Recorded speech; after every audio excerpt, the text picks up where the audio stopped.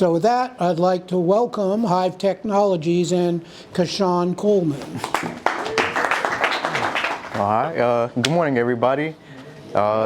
Before I get started, I just want to say I appreciate everyone coming out here and kind of taking the time to watch me perform and pitch, as well as anybody else who's going to be pitching here today.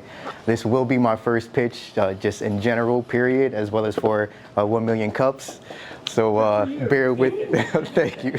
So please bear with me through all my nerves and all.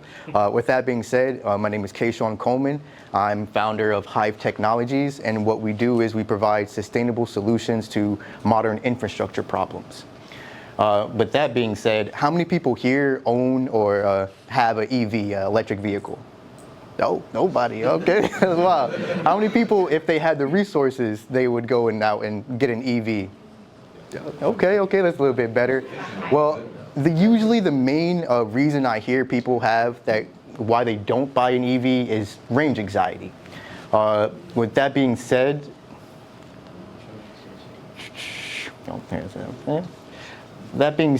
over 40% of US counties have 0 level 3 EV chargers.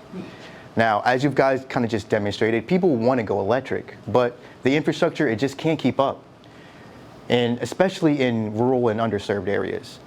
And what furthers that divide is the fact that states like California and New York, among others, they've started passing policies that restrict or ban the sale of internal combustion engine vehicles, that's your typical gas vehicles, by the year of 2030. Now, that points me to one specific thing, that EVs are outpacing the infrastructure. Like, EV ownership is booming. There have been a lot of policies passed by states and by the government to push EV adoption, but it's the infrastructure that's slacking behind. And that's evident by the fact that that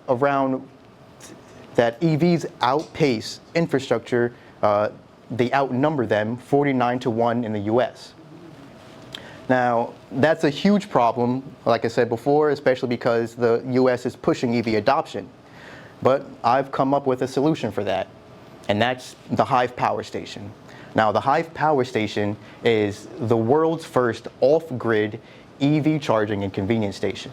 What it does is it combines battery swapping technology along with battery storage technology to bring you a better solution than the typical charging station. Now, what it is specifically is it uses my proprietary Hive Pod technology. Now, this is just an external building. It's a structure shaped like a dome that has battery packs inside of it. These battery packs are modular, meaning they're able to be taken out of the structure itself and then charged off-site at alternative energy sites, such as solar farms or wind farms, and then transported back to my Hive Pod in order to stay functioning and deliver charge for EVs as well as power my convenience station that's on the property. All this is done off the grid. And what I mean by off the grid is the electrical lines that you guys see outside that's above everything. Now, when a storm or something happens, it takes down those grids. It can physically ruin them. Now, billions of people are without power. What my system allows us to do is just place these pods in the building onto a property, and now we have power.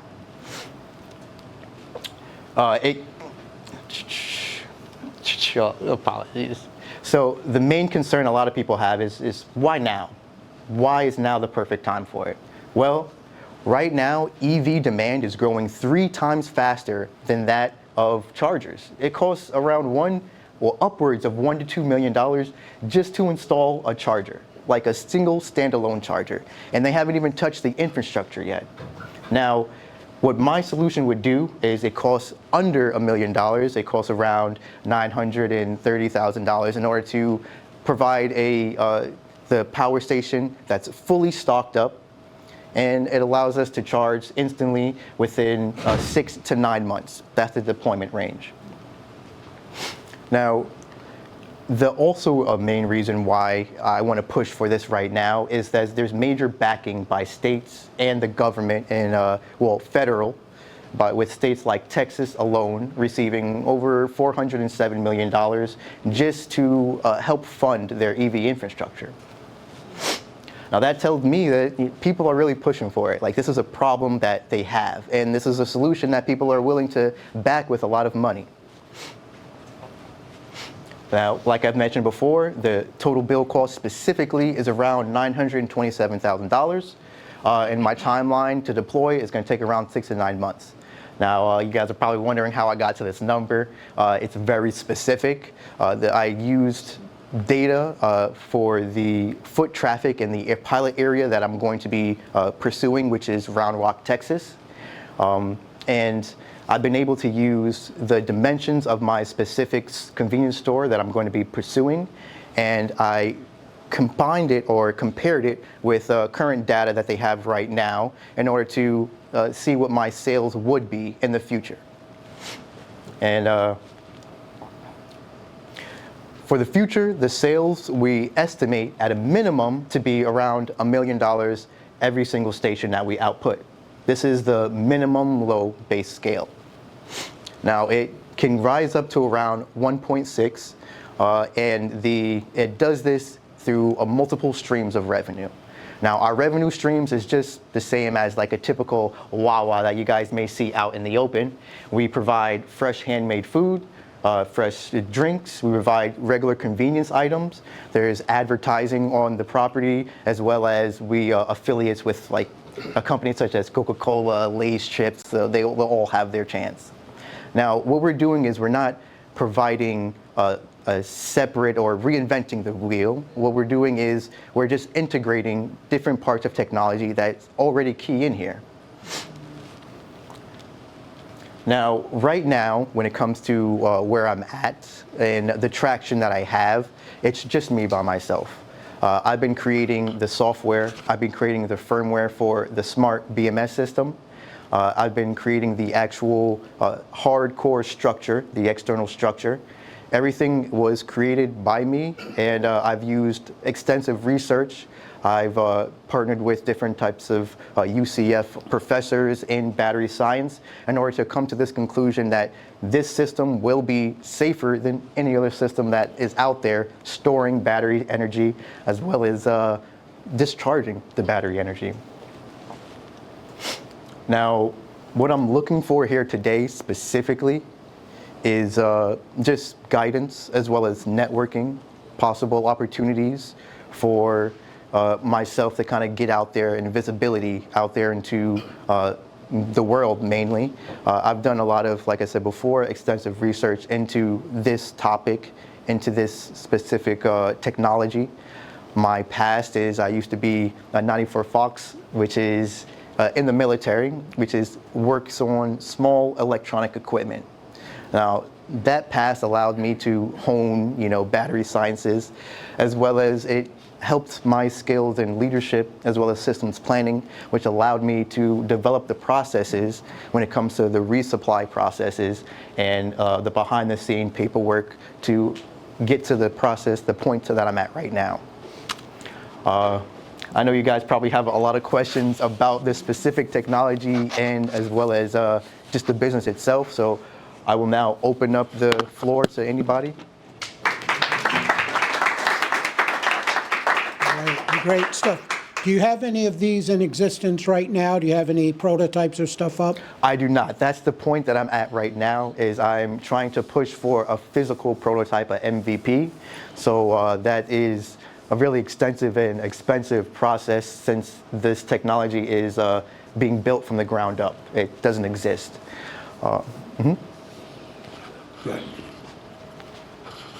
This is a fantastic concept. Have you protected your intellectual property yet? Yes, we're in process of protecting it right now. We have not protected it officially yet. That should be your highest priority. Yes, it is. That's the first priority that I have set for whenever I achieve funding. And protect it globally. Yes, sir. Including a brand name and everything, okay? Oh, yes, sir. Oh, I already do have a brand name. I don't want to I have this specific name for my company that's already created, so it's protected. But as far as all the other names and the other taglines that I'm going to introduce for my business, I have not released that yet because it has yet to be protected. Yeah, that's the highest priority. Yes, sir. This is where it's going to be. Otherwise, anybody can take it. But I will help you out on that. I'm in this business. I have a lot of going on. This I will share with you later on. Thank you. Yeah, thank you. Next.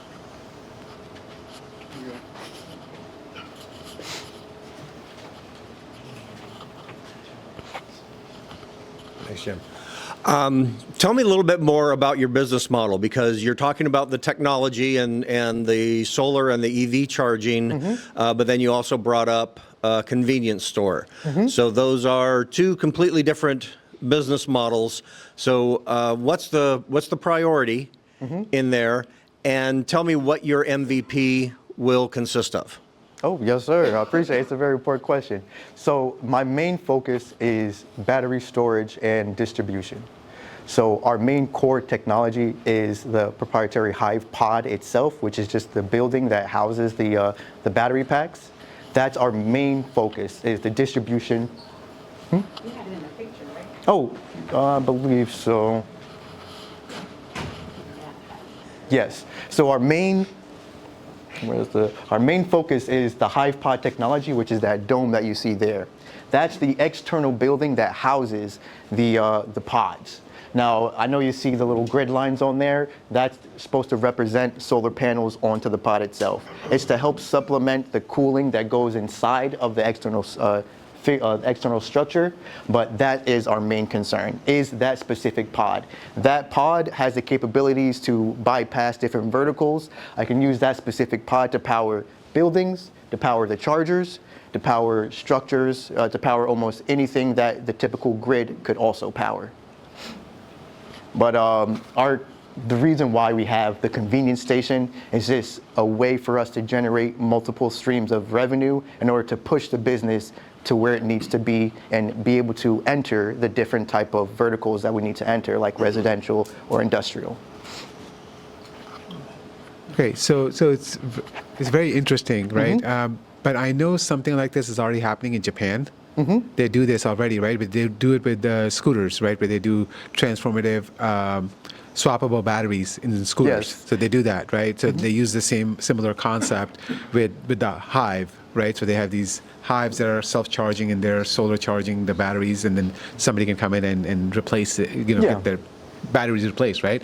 So what is your business? Like I'm failing to understand, is your business to charge the EV, make a station for the EVs? Are you making swappable batteries, or what is the core business? I just don't understand that yet. The core business would be battery storage. So energy storage is the main business, and that's, like I said, the main structure right there. So the whole purpose is for us to be able to store and to deliver energy effectively, consistently, and decrease the strain from the grid, supply more sustainability, environmental sustainability for the future.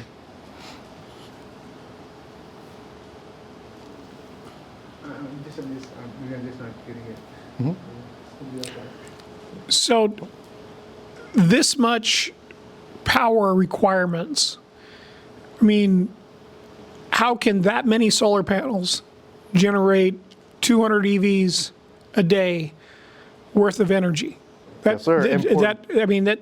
I understand the business model. You're basically a Tesla charging station, right? I mean, that's what your business is. Yeah, sure, you can.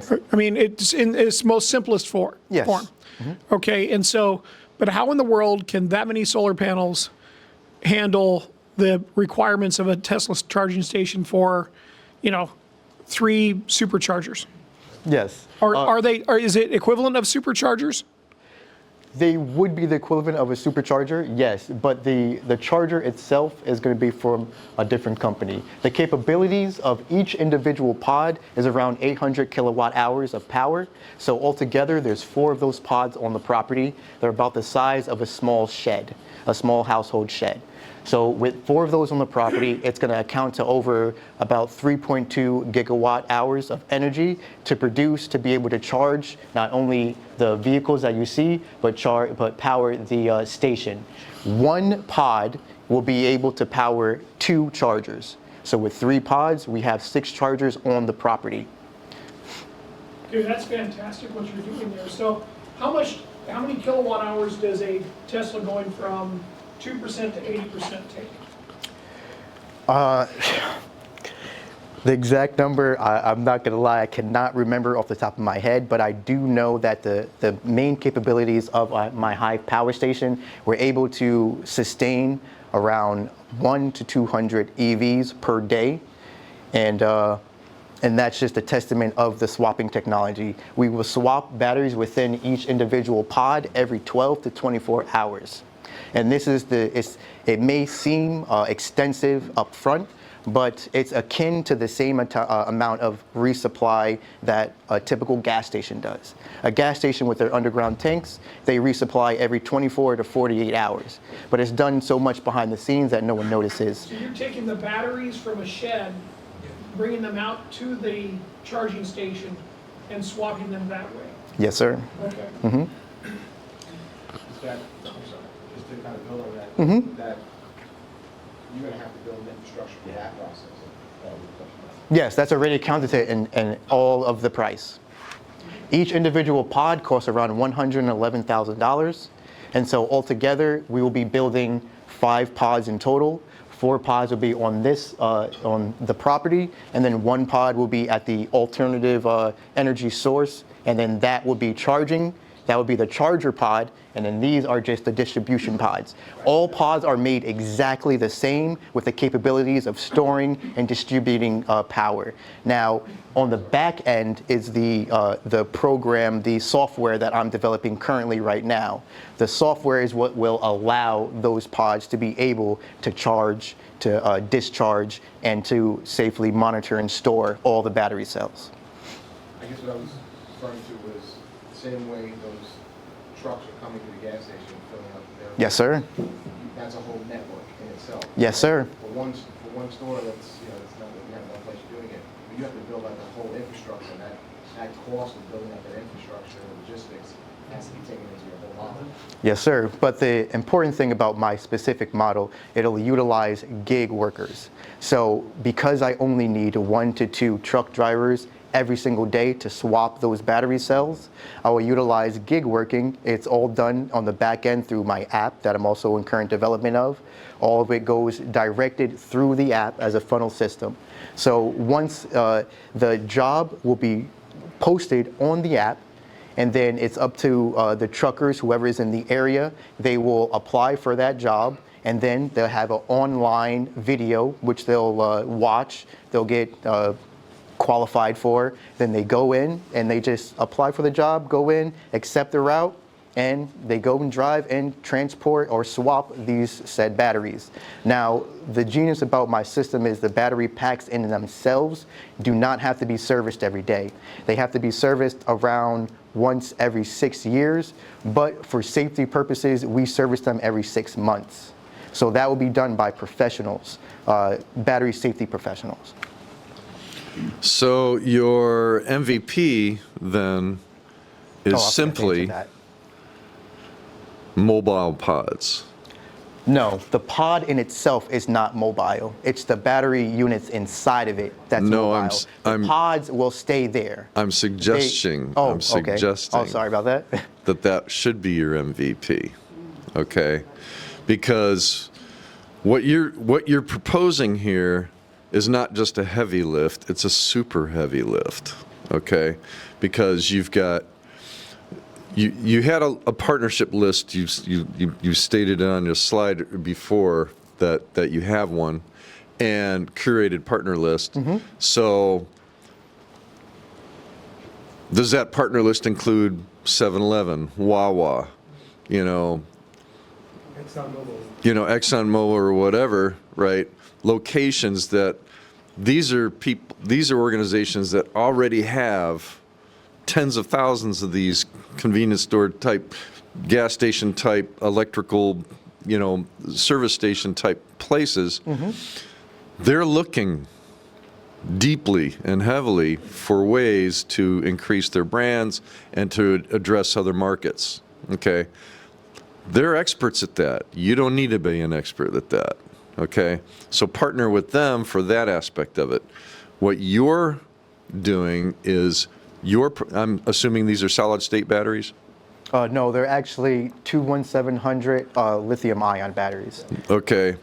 I would suggest going with the solid states because they're going to be The cost and the specific process of my system, it would not utilize those type of battery cells effectively. Okay, well, you know more about that than I do, but again, I'm sure if you look deeper into it, there's going to be more cost-effective things for you, either in the short term or in the long term, or preferably both. But I would. Are you familiar with the Veterans Entrepreneurship Initiative? Yes. Okay, so I hope you're talking to them. And of course, come to our events and things like that, because there's other people in our group that you will meet that could be of assistance to you as well. But your focus should be on developing truly your minimum viable product. And I did forget to mention that the minimum viable product would be the specific battery pack inside of the Hive Pod itself. That unit, the pack, is what is pretty much the brainchild of the entire system. If that can be done, then I get it, but you still need to get it to where it needs to go. yes. Right. Yes. So I would add that to the MVP. Okay. And so that's basically all I can say. Right. I have to say. You Yes, guess. sir. Okay. With the Hive theme, best way to network is B2B. Thank you. I know.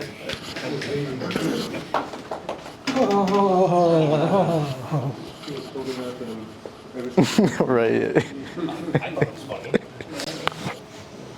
So Rupert brought up a really good point. If you were to take and create a mobile charging station, just like Starlink is mobile, so they go into disaster situations, they go into different things. If you were to put this on the back of a truck and be able to go, you have your Hive Pod charging areas, and then now you could be mobile and go wherever. You could go to events, you could go to all kinds of things, and you could charge a premium at those places instead of just your standard charge. Because, if you're in a Tesla and you're broken down on the freeway, or not freeway, but if you're at an event, I mean, the amount of, I don't personally have a Tesla, but I've got some friends, and I just went to Fort Lauderdale in a Tesla, and we had to stop 4 times. Okay. He was doing 95 miles an hour, but, so it burned through the battery. But if you were to have these, and forget all the infrastructure of the location, if you were to take and get the battery technology into a mobile pod and go out and then have your home base be where you charge them, and you could take 4 or 6 batteries with you in that mobile pod to which you can swap in and out. Now you have an entirely mobile solution, and you're able to go to Home Depots, you're able to go to events, you're able to go to disaster areas and charge just up the gazoo for that convenience. I really think that could be an MVP that would be a lot easier to execute. Okay. I just think it's going to be funny when you take a diesel truck carrying all these batteries to it. Yes. Our main concern when it comes to Yes, our main thing when it comes to logistics, we won't be using, like you said, diesel trucks that transport it. I do want to use electric trucks as well to kind of transport these, to make it like a full circle and a full green grid. Exactly, and that's the purpose. But eventually, in later on phases, that is what I want to do. I want to translate into residential or other type of businesses where I can transport those. The pod itself is a semi-permanent building, so it's just like a shed where it's meant to kind of stay on the property, but it is capable of being uplifted and moved around. What I'm saying is, if you created the mobile version first, your investors are going to be able to see the proof of concept quicker. Okay, I understand. And so then, I think that what you're doing here has real teeth. One of the businesses that has the most real teeth has come through here in quite a while. I appreciate that. But I think that if you half your investment requirement by doing the mobile technology first, investors are going to see, okay, well, then we can build out the pod locations for the recharging and have this mobile truck where you could go to events, you could go to different places. And I think it's going to be an easier path to get funding. Okay. Renewable generator, right? So Yeah. Yes. Really, the mobile electric generator that you're pursuing, that there's a lot of sustainability people that would love that, and especially your EV owners. Right now, you have this, because if you go to a fixed location, you're limited by the geographic area of what those people are going to do. Yeah. And so, but if you have the mobile, now you can be outsourcing to cities, to governments, to everything, and all kinds of different things to be able to get your supply out there. That's a great idea. Yeah. It's a great idea. So the last question we have is, what can we, as the Orlando chapter of 1 Million Cups, do for you? Well, honestly, like I said, this is my first time going out here, kind of getting visibility, putting my my thoughts out there. I definitely appreciate all the comments that you guys have shown. The main thing I'm looking for is introductions to any other type of companies or any other type of networks that I can use to help kind of propel this business out into the world. Honestly, like I'm at the point where I'm almost done getting the foundation done. I'm almost done getting all the legality of the business done, and I just need to get to that next step of actually creating the MVP, of actually getting people's getting my idea and company in people's ears so they know this exists. This is going to be the next evolution, next step of charging, not just EV charging, but like you guys said, it could be the next evolution of electricity, period, creating a green grid where we're no longer burning fossil fuels, but we're just using the natural energy of the sun or something to power the entire country.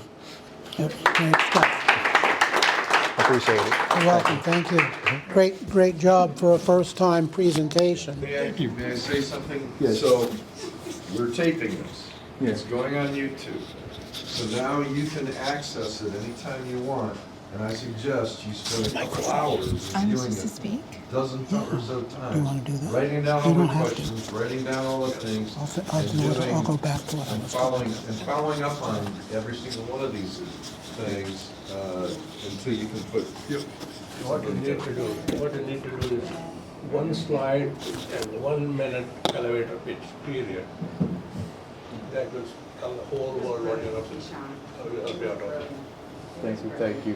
I'm mainly just trying to find a way to explain the entire process in a simpler way. So I know it's a lot of technology. So I appreciate it. Cover my thing on Friday. Okay, so we're kind of in a little flux here. Jane is going to share some library resources. For those of you who don't know Jane, she is a resident research librarian from Orange County Library. She has a wealth of knowledge and information and access to resources that we all as entrepreneurs can use to help grow our business. So with that, I would like to introduce Miss Jane Tracy. Thank you, Jim. Thank you. So I'm sorry I didn't get to see your full presentation. I was asked to be the sort of greeter, door person this morning, which I was happy to do. I did come in at the tail end, and I saw some information about competitive positioning on there. So I'm going to talk a little bit then about that, which I think everyone here is interested in a competitive advantage. So I'm going to show some ways that you can get that. I think Jim is bringing up the library website, so that's great. On our website, if you go to the learning and research part at the top, so are you going to log in first? Jim is he's being really efficient. He's logging in with my information first, I guess, so that when we get to the databases, we're already logged in. So that's fine. I was going to show you. Do you want me to do? Okay, all right. I've updated my PIN number since the last time. I'm savvy too. So that's fine. Okay. Thank you. Thank you, Jim. You're welcome. Oh, so if we can go to, if we go to learning and research, you can, in a minute you could see everything I have checked out. Which right now, okay, what am I reading? That would be a fun question. What's everyone reading? I'm reading The Secret Life of Numbers right now. I was just talking to someone about that. And I'm also preparing for a Jane Austen program, so segue. If you didn't know, it's the 250th anniversary this year of Jane Austen. December 18th is her birthday, so fun library fact there. Okay, and she has retained her market value. Check it out. How does she do that? Well, that's another story. But getting to competitive positioning. Okay, so information here. So we're going to go to, if you see where it says articles and databases by subject, on the left-hand side, it says articles and databases by subject. There we go, on the left-hand side. So you just click that on. The information I'm showing you is information that everyone has access to with their library card. Okay, and if you don't have a library card with the Orange County Library System, many of the databases I'm going to show you right now, your library system will have them. They're some of the top databases in the country and in the world. So if you click where it says business investing and marketing, Okay. then we're going to bring up a list. I'm not going to talk about all of them right now. If we scroll up a little bit and, sorry, the opposite way, we're going to, yeah, I guess. So we're going to go down a little bit more to, there's Morningstar Investing Center, which I want to just briefly talk about. I have 5 more minutes? How many minutes do I have? You got 10. I have 10 minutes. Yes. Okay, so we're going to maybe do 3 databases. Are you all up for that? I'm going to do 3 quick databases, and I'm just going to show you a key feature. So if we can click on the Morningstar Investing Center, I want to show you something. I'm going to try and show you 2. Oh, we have, okay, so you have my card. Okay, and I'm not going to do that. I take those courses on how to be savvy online. Okay, so is it logged in? I clicked login, it's working. It is? Yeah, it's circling. Okay, good. Okay, so you have access to Morningstar Investing Center. For the sake of time, I'm going to move kind of quickly here. I just want to show you some key features. One thing that I want to show you is if we go to the Investing Classroom, which is right here. There you go, the Investing Classroom. If we go to the Investing Classroom, you have access 24/7 to these investing courses. So each course takes about 15 to 20 minutes. Why am I showing you that right now when we're going to talk about competitive advantage? You'll see in a minute. So if you click on where it says stocks, okay, and now we can see some. So there's a couple more there. Introduction to financial statements, that might be something a business person would want to know. If we scroll back up and you see, oh, sorry, we need to go back. Yep. Yeah. Okay, so if you scroll up just a little bit, see where it says level 100? There are different levels. So if you go to the next level, please. If you go to 200. Yep, I see it. Yeah, there's a little, sorry. There's a drop-down menu. There you go. And we want to go to the 200 level. Notice where it says quantifying competitive advantages. Okay, that's a little course that you can take, 15 to 20 minutes. If you go to 400. Okay, now we see some more information on investing. If we go to the next level, we go to 500.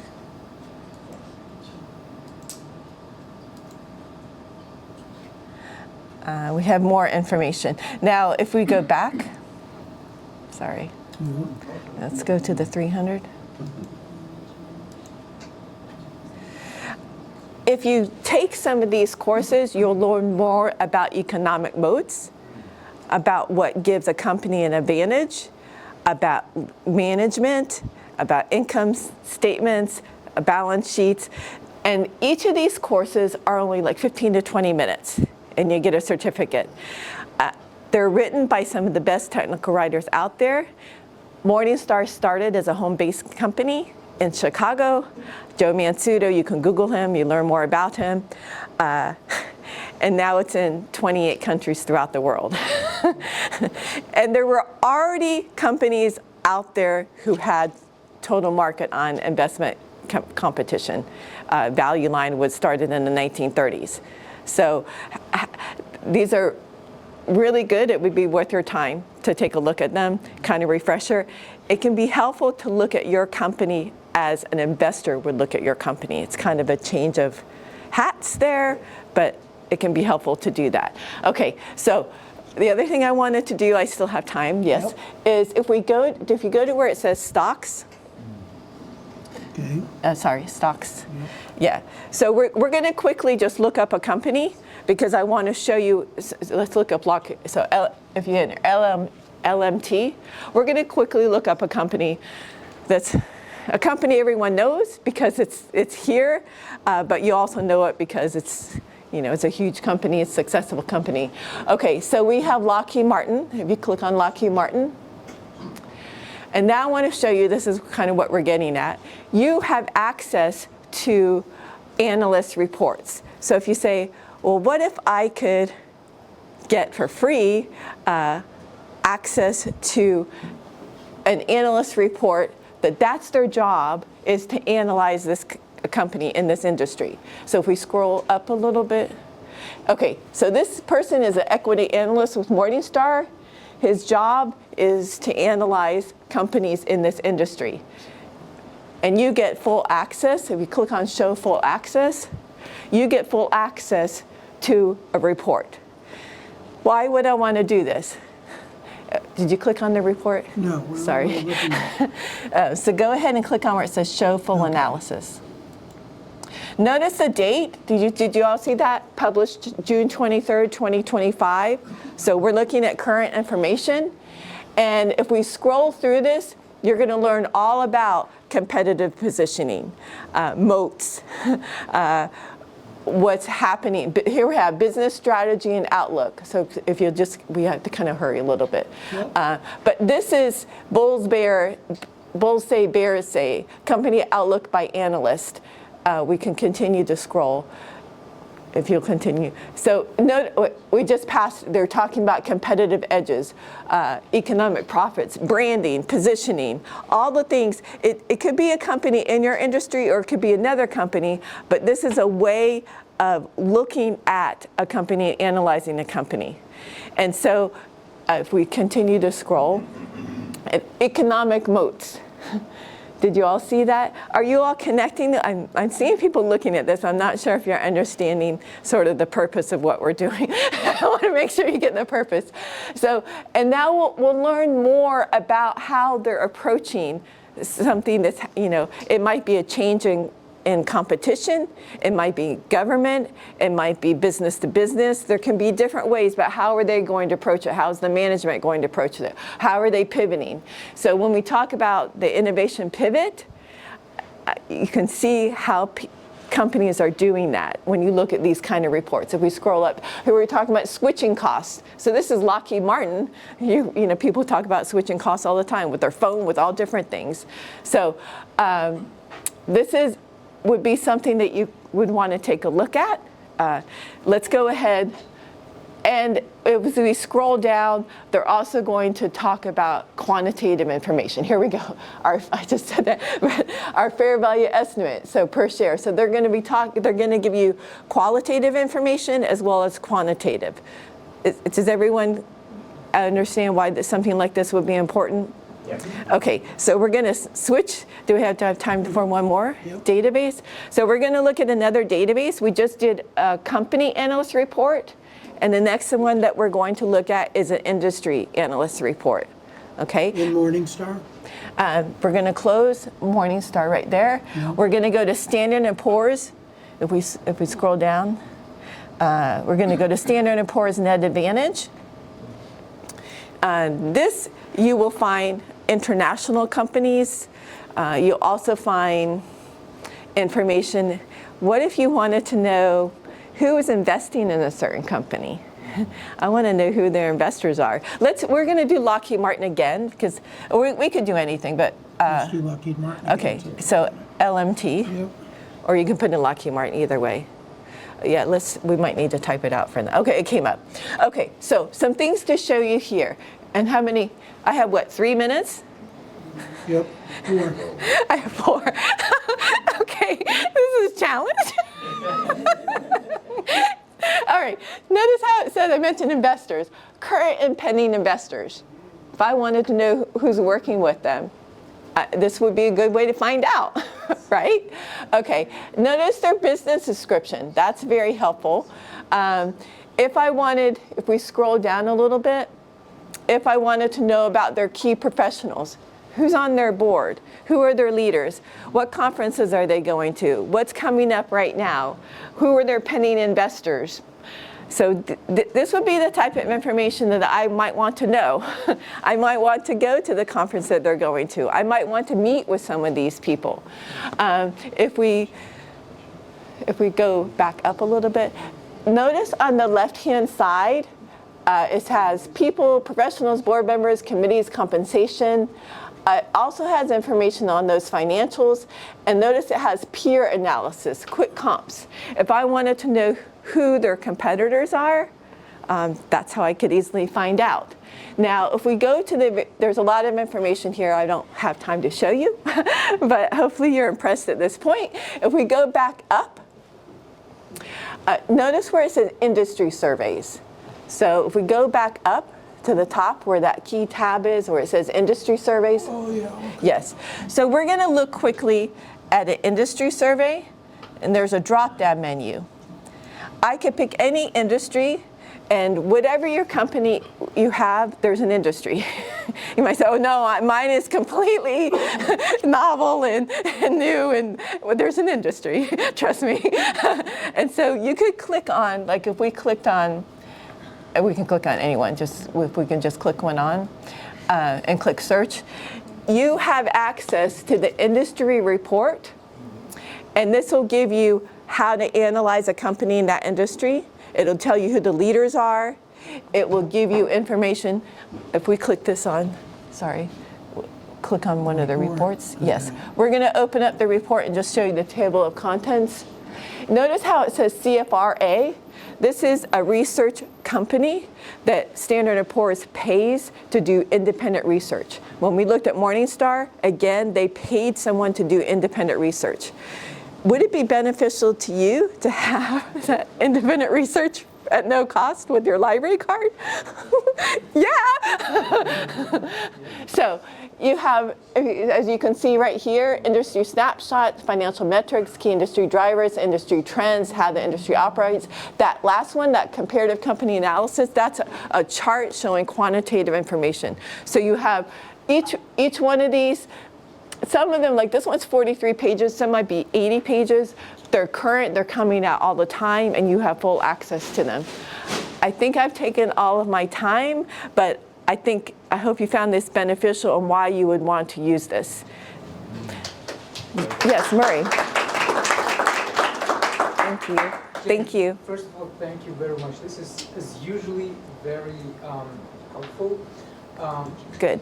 My question is there any improvement in library system regarding adding some AI add-ons so that I could go on and ask AI, hey, I need this information, so it would go over the library system and just get the information? So you want to replace me with AI? And the second question is, does library provide APIs so that, because there's so much useful information. We have a new app. Oh, you have? Woo-woo! Go for it. And we have librarians, and we have knowledge. So We have enthusiasm. I would go, well, thank you for the enthusiasm, but I would go more for the knowledge. Knowledge and accuracy. So I'm not quite sure of what you're wanting to know. Two questions.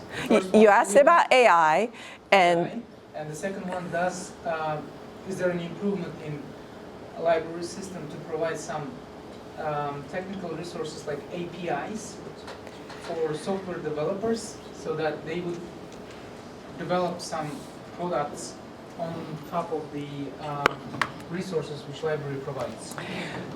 We're always looking at software. We're always having companies come to us that we're evaluating. But our role is to serve the public, to serve everyday people, to serve the person who wants the new bestseller, to serve people who want to come to the Melrose Center and use the conference center and do gaming. So we're one of the top libraries in the nation. We're award-winning, and we have technology that is incredibly beneficial. So we're leaders in that area. So check out our website, and being able to access the sort of databases that I showed today, that's really incredible, and our library system pays for it. So, Yeah, we gotta go for time. Get with Jane after. Colin, I'm sorry. So- Is this strictly for like businesses, or could be like additional to like passive income? If you're in the want to improve your investing, we're educated consumers.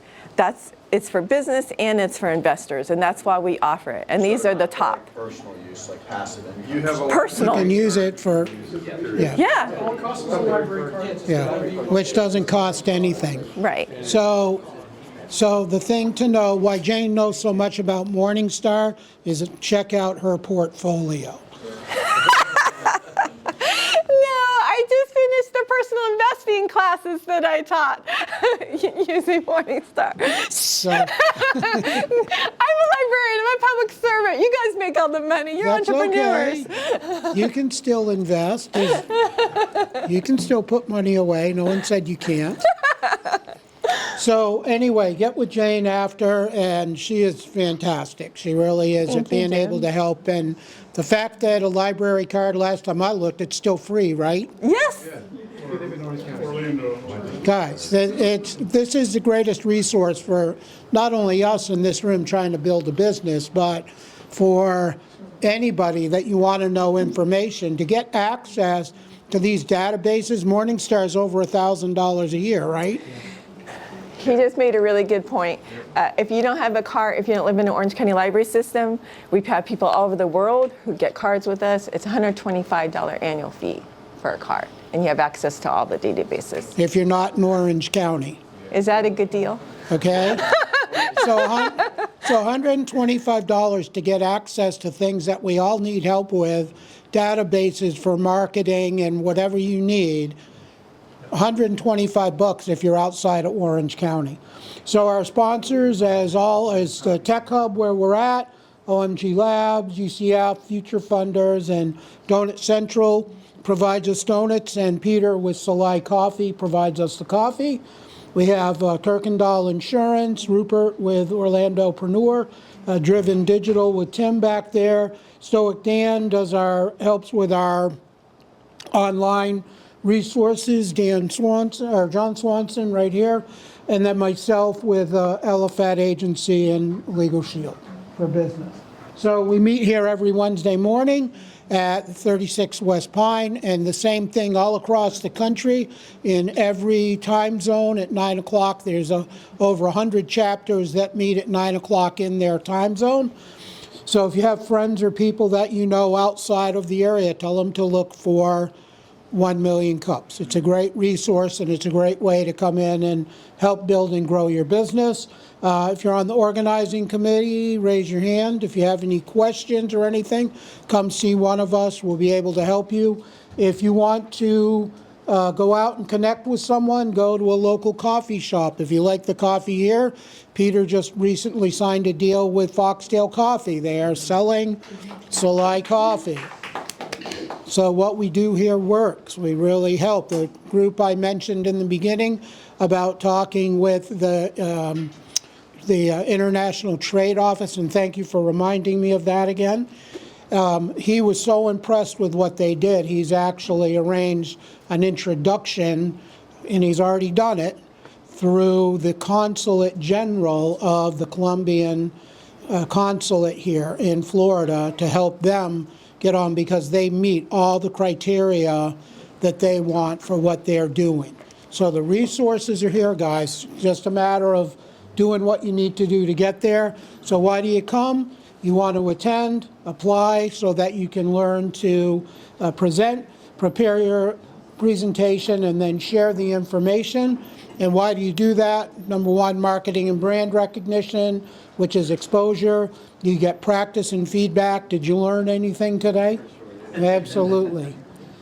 Create strategic partnerships, hiring and retaining talent, and networking. And to get registered and set up, 1millioncups.com/Orlando. And we'll get an email of that, and then we can help you get set up for that. Next week, July 2nd, we are not going to be here. So, yes. So if you come in next week, you'll be all by yourself. You'll have to bring your own coffee and donuts. Okay? So we'll be meeting in 2 weeks on July 9. Okay? Closing thought, I don't have time is the biggest lie we tell ourselves. Okay? You can't let your excuse to not do what you got to do be your reason to not do it. All right? So stick with it. Don't quit. And if you didn't get a chance to check in, please scan the barcode, and we will see you all in 2 weeks. Have a great 4th of July. Thank you, Jim.